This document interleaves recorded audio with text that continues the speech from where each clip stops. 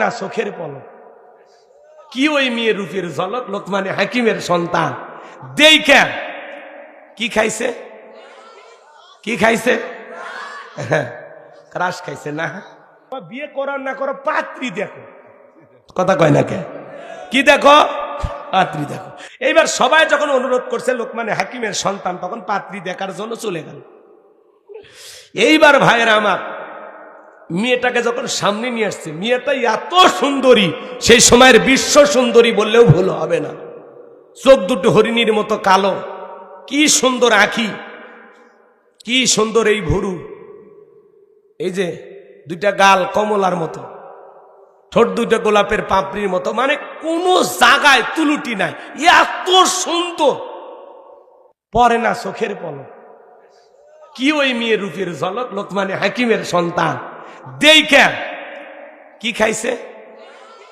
কি খাইছে ক্রাশ খাইছে না মেয়েটাকে দেখে পছন্দ হয়ে গেল মনে মনে ভাবতেছে বিয়ে যদি করি এই মেয়েকে করব বউ থাকলে তো এরকম সুন্দরী বউ দরকার মারহাবা কর রাগ করতেছেন এইবার শোনেন লোকজন বলতেছে বাবা তুমি যেহেতু লোকমানে হাকিমের ছেলে তোমার বাবাকে আমরা অনেক ভালোবাসি তো মেয়ের একটা গোপন সমস্যা আছে কথা কয় না কে এলাকায় যখন আপনারা পাত্রী দেখতে যান আশেপাশে খবর নেন না যে মেয়ের কি সমস্যা তখন ওই পাশের বাড়ির লোক বলে এই মেয়ের কথা বলতেছেন 7 দিন আগেই কক্সবাজার একটা ছেলের হাত ধরে ঘুরে নফল নামাজ পড়ে বাড়িতে এসেছে কথা কন না কে এলাকায় সব গোপন তথ্য আমার এলাকার এক ছেলে বিয়ে করবি ওর 1 শতক জমি নেই ঘটক দেখে দিচ্ছে কই এই যে এই চোখ দিয়ে তাকাচ্ছেন যতদূর পর্যন্ত এ পুরো জমি ওই ছেলে মানে ঘটকেরা তো মিথ্যা কথা কয় নান্টু ঘটক থাকে না আচ্ছা যাই হোক ওইদিকে আমরা যাব না আমি যেটুকু কথা আপনাদের সামনে বলতে চাই শোনেন কথা পেছাইলে অনেকক্ষণ লাগবে কষ্ট হয় আপনাদের এইবার লোকমানে হাকিমের সন্তান সবাই দিকে বলতেছে বাবা আপনাদের এলাকায় বাংলাদেশের সবচেয়ে বড় বক্তা সবচেয়ে বড় আলেমের ছেলে সে যদি পরিচয় দেয় আমি আল্লামা সাইদি হুজুরের সন্তান আপনারা কি একটু ভালোবাসা দিবেন কিনা আদর যত্ন করবেন কিনা ডক্টর মিজানুর রহমান আজারি ভাই তার ছেলে যদি আপনাদের এলাকা আসে একটু ভালোবাসা দিবেন কিনা আল্লাহ মামুনুল হক তার সন্তান যদি আপনাদের এলাকা আসে ভালোবাসা দিবেন কিনা কার কারণে বাবার কারণে কথা বলেন না কেন ভাই বড় বড় আলেমদেরকে আপনারা মোহাব্বত করেন ভালোবাসেন তার সন্তান যদি এলাকায় আসে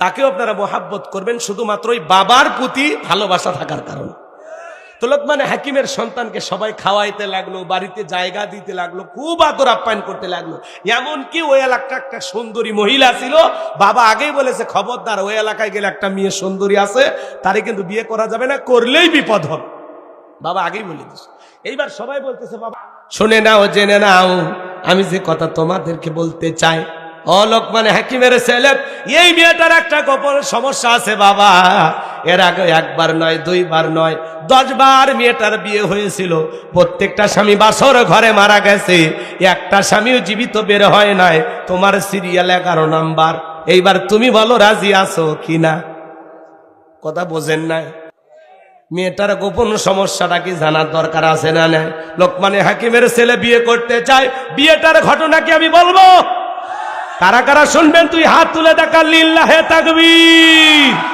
হাত নামান আমার ভাইয়েরা লোকমানে হাকিম তার কলিজার টুকরা সন্তানদেরকে বলতেছেন ইয়া বুনাইয়া হে আমার বর্ষ আমার কলিজার টুকরা সন্তান হে আমার হৃদয়ের স্পন্দন সন্তানদেরকে আদর করে ডাকবেন কোরআন আপনাকে শিখাচ্ছে সন্তানদেরকে কিভাবে ডাকতে হয় আল্লাহু আকবার ভাই ভাই গল্প করা যাবে না সন্তানকে আদর করে ডাকবেন হে আমার আব্বাজান হে আমার কলিজার টুকরা সন্তান আমার আব্বাজান কোথায় আমার কলিজাটা কোথায় আমার ছোট আব্বা কোথায় আদর করে যদি সন্তানকে ডাকেন ডাকে যা বলবেন ও তাই শুনবে কথা বলে ডেকে কিন্তু আমাদের ব্যবহার তো এত ভালো না আপনার সন্তান আপনার কাছে হক পাবে কয়টি বলেন তো কয়জন বাবা জানেন আপনার সন্তান আপনার কাছ থেকে কয়টি হক পাবে বলেন 11 আর কি কয়টা একজন কয় 5টা 11 তাই না ভালো করে শুনছেন আপনার সন্তান আপনার কাছে হক পাবে 12টি জোরে বলেন কয়টি রাগ করতেছেন সন্তানের 1 নাম্বার হক কি সন্তান জন্মগ্রহণ করার সাথে সাথে একটা সেলফি তুলে ফেসবুকে পোস্ট করে লিখতে হবে জীবনের প্রথম বাবা হলাম। কবুল হজের সব পাওয়া যাবে নাকি কন? সন্তান জন্মগ্রহণ করার সাথে সাথে সেলফি তুলে ফেসবুকে পোস্ট করে। ছেলের মামা থাকলে পোস্ট করে মামা হইলাম, চাচা থাকলে কয় চাচা হইলাম, খালা থাকলে কয় খালা হইলাম, ফুবু থাকলে কয় অনেক কষ্টের পরে ফুবু হইলাম। ও কি কষ্ট করছে গো?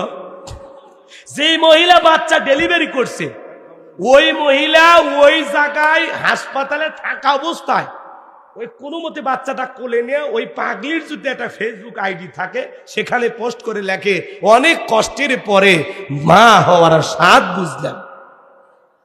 এই হলো সমাজের হালচাল। সেলফি তোলার ঠেলায় প্রথম যে আজান দিতে হবে সেই কথা মনেই থাকে না। সন্তানের প্রথম হক, ছেলে হোক আর মেয়ে হোক, জন্মগ্রহণ করার সাথে সাথে কানে আজান দিতে হবে। কথা বলে ঠিক কিনা? শোনেন, 2 নাম্বার হলো তাহনিক করা। তাহনিক করা মানে বোঝেন? একজন আলেমের কাছে নিয়ে যাবেন, সে মিষ্টি দ্রব্য কিছু চিবাইয়া, সেটা খেজুর হোক যে কোনো জিনিস হোক, চিবাইয়া সন্তানের তালুর ভিতরে একটু লাগাইয়া দিবে, মুখের ভিতরে দিয়ে দিবে। এর নাম হলো তাহনিক করা। 3 নাম্বার, সন্তানের সুন্দর একটা নাম রাখতে হবে। নাম রাখছেন বল্টু, nut, screw, bullet, tyre, fire, কি নামের স্টাইল? হ্যাঁ, জন্টু, মন্টু, কি নাম রে ভাই? হাসু, হাসু নাম কি? হাসু। আর মেয়েদের নাম পিঙ্কি, চুমকি, সুইটি, বিউটি, শয়তান করে ডিউটি। হাই রে নামের স্টাইল!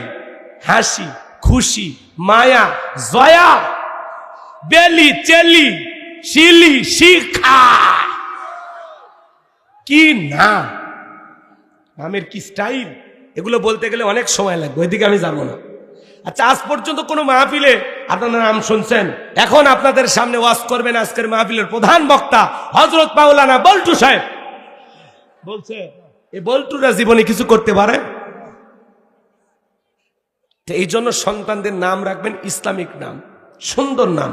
আল্লাহর কাছে 2টা নাম প্রিয়, একটা আব্দুল্লাহ আর একটা আব্দুর রহমান। আমাদের কাছে যখন অনেকে ফোন দেয়, আমরা যখন প্রথমে 2টা নামের কথা বলি তখন বলে দাদার নাম ছিল আব্দুল্লাহ, চাচার নাম আব্দুর রহমান। এগুলো নামের মধ্যে কেন জানি চাচার দাদা দাদা ভাব, এগুলো চলবে না, আপডেট কিছু বলে। তখন আর নাম খুঁজে পায় না, ছেলের নাম রাখে মোটু, ফাটু, এক এক নাম শুনলে ভাই, জনি, সনি। একজন সেদিন নাম রাখছে কি জানেন? বোন। বোন নাম রাখছে কি? বোন। না জানি কখন কোন দিন থেকে নাম শুনবেন, ছেলের নাম রাখবি প্লেট, মেয়ের নাম রাখবি চামচ। যে জামানা পড়ছে ভাই, নাম খুঁজে পাচ্ছে না তো। ছেলের নাম বলে লাঠা, কারো নাম বলে লাটু। হ্যাঁ, কথা কেন কেন? লাড্ডু, লাড্ডু নাম রাখছে কি? লাড্ডু, লাড্ডু সাহেব, এটার নাম হলো। এই জন্য ইসলামিক নাম রাখবেন। পারবেন তো ইনশাআল্লাহ?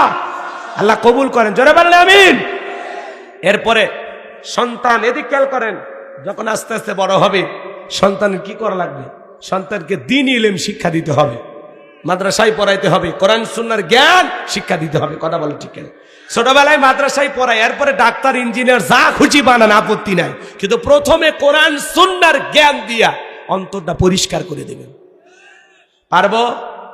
সন্তানদেরকে মাদ্রাসায় পড়ানো ছাড়া বিকল্প কোনো রাস্তা খোলা নাই। ছোটবেলায় মাদ্রাসায় পড়াবেন। আল্লাহ বুঝদান করুন, জোরে বলেন আমিন। 12টা হক ওই দিকে বলতে গেলে 2 ঘন্টা লাগা যাবে, ওইদিকে আমি যাব।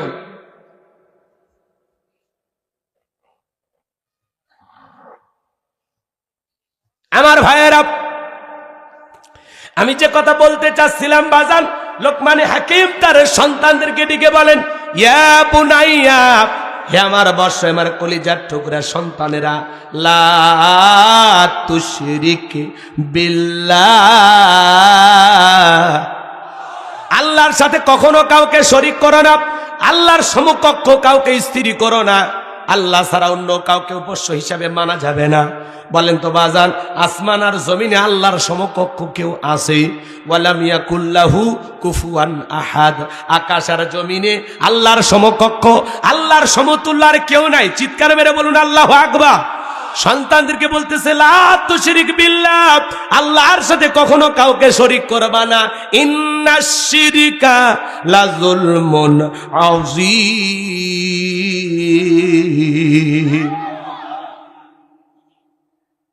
সন্তানদেরকে বলতেছেন ইন্নাশ শিরকা লাযুলমুন আযীম, এই শিরিক হলো সবচাইতে বড় জুলুম, সবচাইতে বড় অপরাধ। বড় শিরিকগুলোকে শিরিক আকবর বলা হয়, ছোট শিরিকগুলোকে শিরিক আসগর বলা হয়। শিরিক মোট 42 প্রকার, এগুলোকে ভাঙলে হয় 70 প্রকার, সেগুলোকে আবার ভাঙলে হয় 120 প্রকার। সমস্ত কথাগুলো যদি আপনাদের সামনে তুলে ধরা যায় কমপক্ষে 3 দিন ওয়াজ করা লাগবে একই মাহফিলে। মিচ্ছে না আগুন লাগছে দৌড়ে যাও, আমার কথা একবারও মনে হলো না। এই আবেগলে তোমার ওয়াজ শুনবে রাচ্ছ, আমি যে কয়েক মিনিট চালাচ্ছি এটা তোমাকে কপা, তখনই দোয়া করে দিয়ে যাওয়া উচিত ছিল। কথা বলেন? এদের সামনে কিছু মানুষ বসেছিল ওই জন্য যায়নি। কথাকে বোঝা গেল? হ্যাঁ আমি দেখছি তো, আপনারা ছিলেন। পিছনে যারা ওরা পাশে আসে ওরাই ঝামেলা পাঠা। আগুন লাগছে ওই কোনার থেকে, আগুন লাগছে আগুন লাগছে, ওকে মনে হয় এলান দিবের কাছে। ওই কথাটা না কইলেই ঝামেলাটা হইতো না। কথা বলেন ঠিক কি না?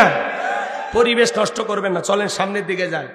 শিরিক হলো সবচাইতে বড় জুলুম, সবচাইতে বড় অপরাধ, সব পাপের বড় পাপ। আমি কি বলবো? সমাজে শিরিক আছে না নাই? শোনেন,